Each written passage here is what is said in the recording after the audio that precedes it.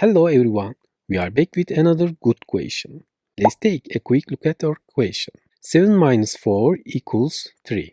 7 minus 4 equals 3. There is hidden multiplication. 3 times 3 equals 9. If you solve it this way, you made a mistake.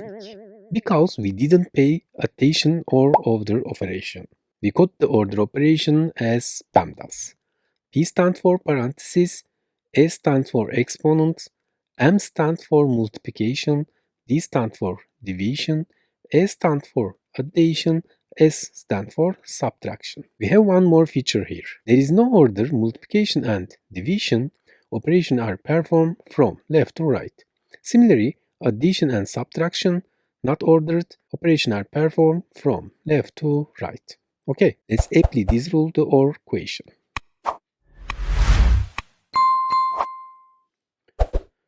First parenthesis, 7 minus 4 equals 3.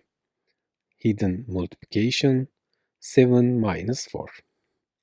Now, multiplication, 4 times 3 equals 12. Finally, subtract, 7 minus 12 equals negative 5. We solved the solution in detail. I hope you understand. We've reached the end of our video. Solve the question on the screen. Write your answer in the comments section.